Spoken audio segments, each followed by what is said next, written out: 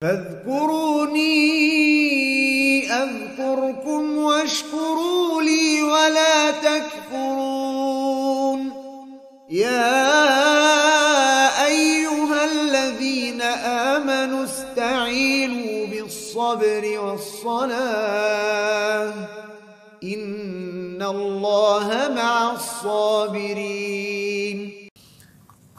Kemudian yang keempat, ikhwan fillah, di antara prinsip ahlu sunnah wal jamaah, golongan yang selamat adalah al-firqatun najiyah ta'tabiru tauhid huwal asas alladhi tubna alaihi daulatul islamiyyatu sahihah.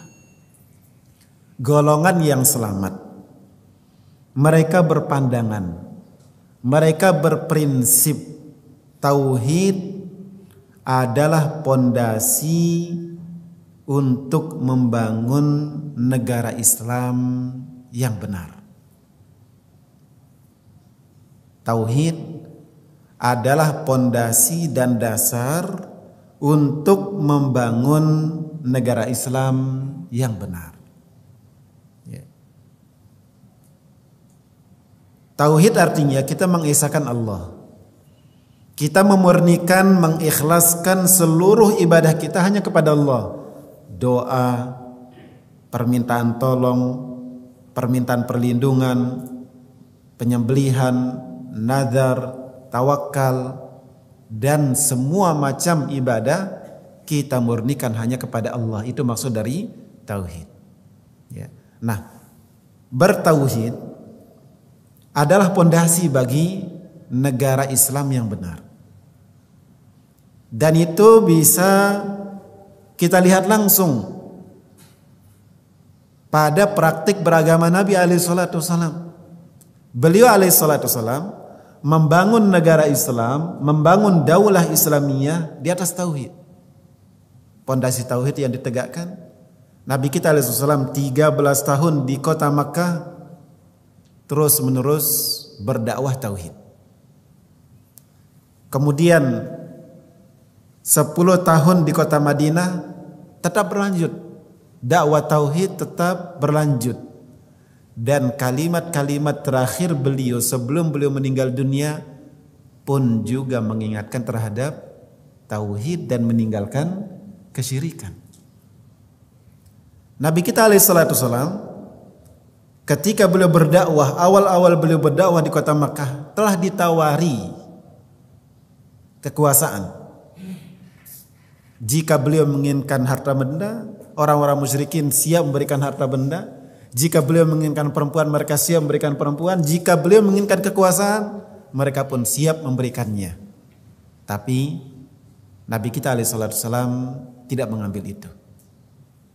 Tidak mengambil jalur itu.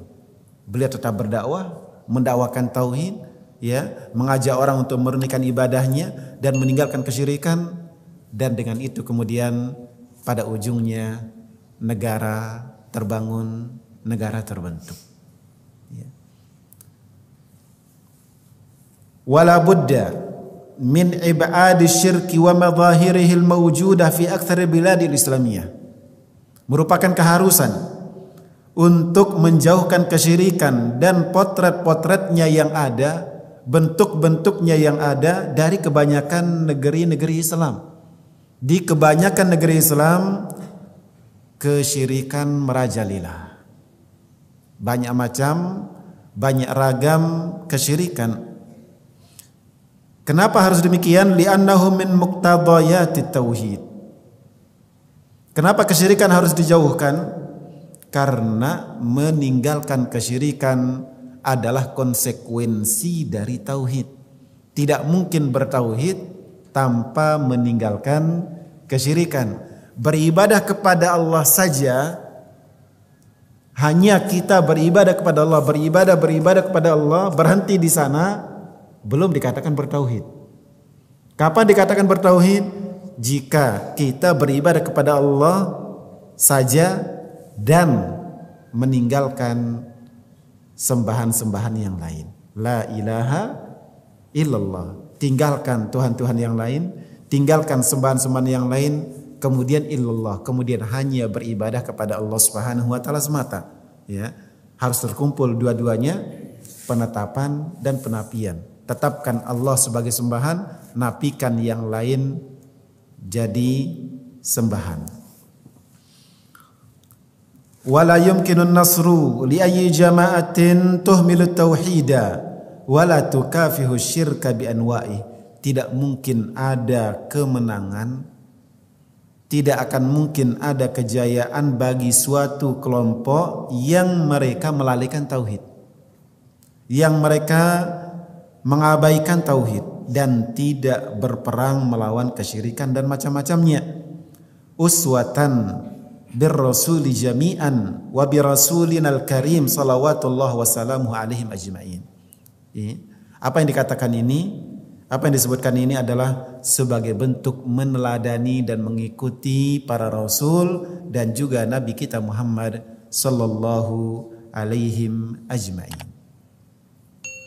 Bahwa para nabi dan secara khusus Nabi kita Muhammad sallallahu alaihi wasallam, mereka semua dakwah dasar mereka adalah dakwah kepada tauhid. Ya. Di atas tauhidlah kemudian terbentuk negara yang benar, negara yang baik. Jika ada segolongan orang, sekelompok orang yang tidak mendasari perkumpulannya dengan tauhid, maka akan menjadi perkumpulan yang rapuh, yang lemah. Ya. Ikhwan fillah rahimakumullah.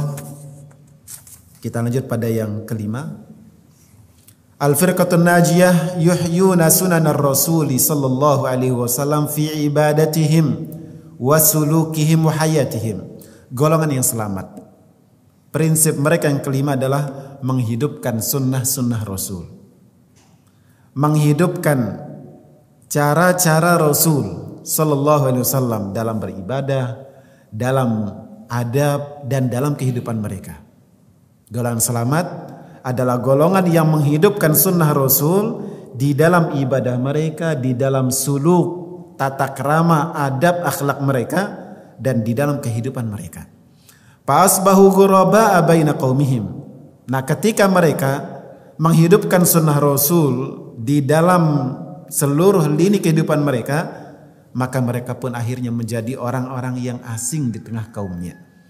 Kama akhbara anhum Rasulullah sallallahu alaihi wasallam biqauli, persis seperti yang dikatakan, yang disabdakan, yang dikabarkan oleh Nabi alaihi salatu wasallam di dalam sabda beliau, innal Islam bada'a ghariban wa sayaudu ghariban kama bada fatuba lil ghuraba. Islam diawali dengan keasingan dan nanti di akhir, kata Nabi alaihi wasallam, akan kembali asing. Maka beruntunglah orang-orang yang asing. Ya. Surga Tuba. Tuba dikatakan nama sebuah pohon dalam surga. Ya, dikatakan nama surga dan secara umum diartikan beruntunglah. Ya.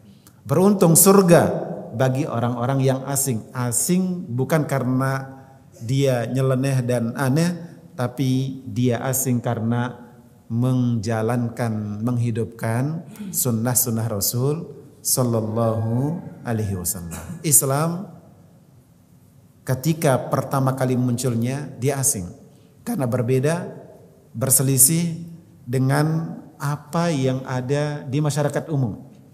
Dan Nabi kita alaihi wasallam pada hadis yang dulu telah menyebutkan bahwa di akhir zaman akan terjadi banyak kelompok dalam Islam. Akan terjadi banyak golongan. Ya, 73 bahkan disebutkan oleh Nabi alaihi wasallam. Dan penyebutan 73 kata para ulama tidak membatasi bilangan tersebut, melainkan menunjukkan banyak, sangat banyak. Jika Yahudi 71, Nasara 72, umat Islam 73. Lebih banyak dari perpecahan yang ada dalam Yahudi dan Nasrani. Ya. Tapi dari sekian banyak itu yang selamat cuma satu. Satu dari 73. Asing sedikit. Ya. Ini yang Nabi katakan wasayaudu ghariban kama bada, dan nanti akan kembali asing. ya asing di tengah umat Islam sendiri. Islam itu akan asing di tengah umat Islam sendiri.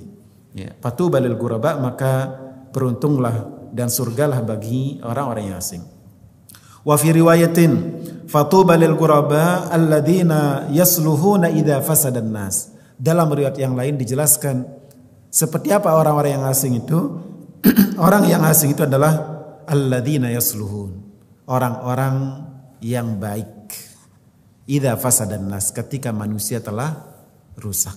Orang-orang yang tetap meniti mengikuti jalan yang benar, yang mengikuti jalan Rasul, jalan para sahabat ketika orang-orang telah menyimpang dan keluar dari jalan tersebut.